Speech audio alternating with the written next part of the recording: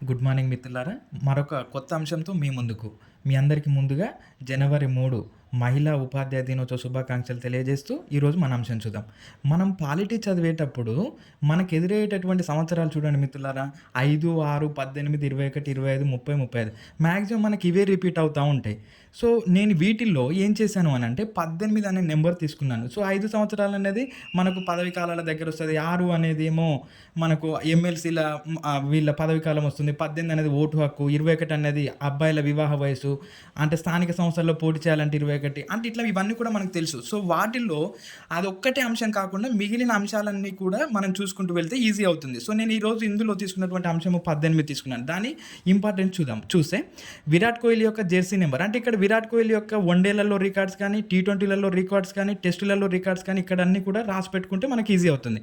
తర్వాత ఓటు హక్కు వయసు మనకు భారతదేశంలో ఓటు హక్కు పొందడానికి 18 సంవత్సరాలు పూర్తయి ఉండాలి. అమ్మాయిల వివాహ వయసు 18 సంవత్సరాలు.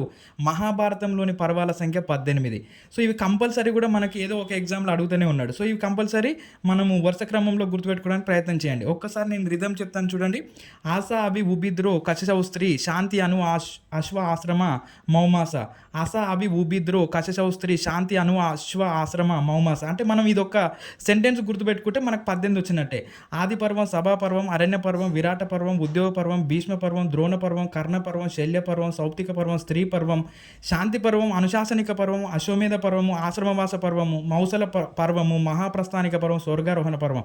అంటే మనకి ఇదొక్క సెంటెన్స్ గుర్తుంటే 18 పర్వాలు వచ్చినట్టే. తర్వాత మనకు పురాణాలు 18 ఉన్నాయి.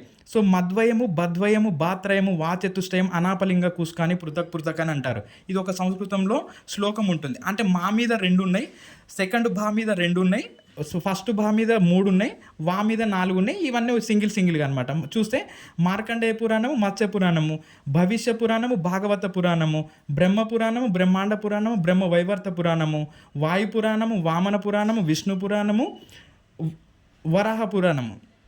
తర్వాత అంగ పురాణము, నారదీయ పురాణము, పద్మ పురాణము, లింగ పురాణము, కూర్మనాథ పురాణము, స్కాంద పురాణం. అంటే 18 పురాణాలు వచ్చేసాయి. అదేవిధంగా చూడండి, ఇప్పుడు మనకు 18వ ప్రధానమంత్రి. మనకు ఆ కోడ్ కూడా తెలుసు. జాగు లాగు ఈ మోచ ఇరావి చాపియా హెచ్ఐఎంఎం. ఇప్పుడు లోక్సభ 18వ లోక్సభ. సాధారణ ఎన్నికలు 18 పూర్తయ్యాయి. అవి ఆల్రెడీ నేను మీకు కోడ్ ఇచ్చేసాను.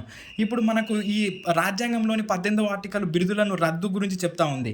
సో, మన భారతదేశంలో ఉన్నటువంటి రైల్వే జోన్స్ 18 ఉన్నాయి. అవి ఎలా గుర్తుపెట్టుకోవాలో నేను మరొక వీడియోలో మీకు చెప్తాను.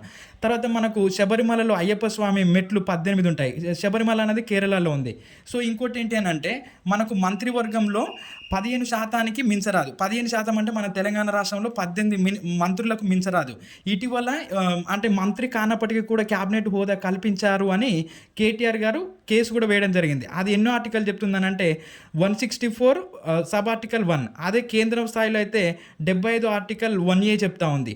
సో, అంటే ఇట్లా మన 18 చుట్టూ ఉన్నటువంటి అంశాలను చూసి అందుకని ఇప్పుడు మన తెలంగాణ మంత్రివర్గంలో 16 మంది ఉన్నారు. ఇంకొక 2కి మాత్రమే అవకాశం ఉంది.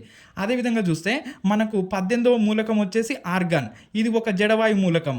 అంటే మనకు జడవాయువులు 6 ఉన్నాయి.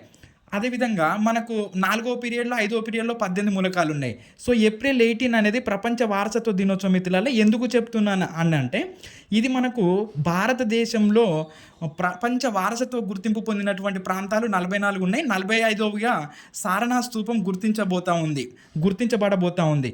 సో, ఈ విషయాన్ని మనకు ఇటీవలే ప్రకటించారు. అంటే ఏప్రిల్ 18 అనేది యునెస్కో చేత గుర్తింపబడినటువంటిది.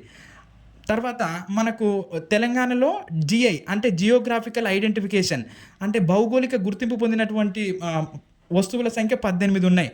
అంటే రేపు ఇంకేమైనా మారితే మారొచ్చు. తర్వాత యుఎన్ఓ ప్రకారము బాలలు అనగా 18 సంవత్సరాల వరకు ఉన్నటువంటి పిల్లలంతా కూడా బాలలే. అంటే ఏంటి, మనము ఇది RT 2009 ప్రకారం అయితే 14 సంవత్సరాల వరకే ఉంది. అంటే ఒక్కొక్క సంస్థ ఒక్కొక్క విధంగా బాలలు అంటే నిర్వచనం ఇచ్చింది. తర్వాత మనకు దీనిని మనకు ఢిల్లీలో జరిగినటువంటి నిర్భయ ఘటన వలన దాన్ని మళ్ళీ తగ్గించడానికి ప్రయత్నం చేస్తూ ఉన్నారు. అది ఏం జరిగిందనేది నేను మీకు అప్డేట్ ఇస్తాను. అదేవిధంగా అంటే నేను ఇక్కడ ఏం చెప్తున్నానంటే మిత్రులారా, ఈ 18 చుట్టూ కొన్ని మారే అంశాలు ఉన్నవి, ఎప్పటికీ మారని అంశాలు కూడా ఉన్నాయి. అంటే మనం ఇది ఒక్కసారి కనుక మనం ఒక గ్రాఫ్ వేసి గుర్తుపెట్టుకుంటే మనకి ఈజీ అవుతుంది. మిత్రులారా, మన ఛానల్ని సబ్స్క్రైబ్ చేయండి, లైక్ చేయండి, షేర్ చేయండి. సో, మీ మిత్రులందరికీ కూడా తెలియపరచండి.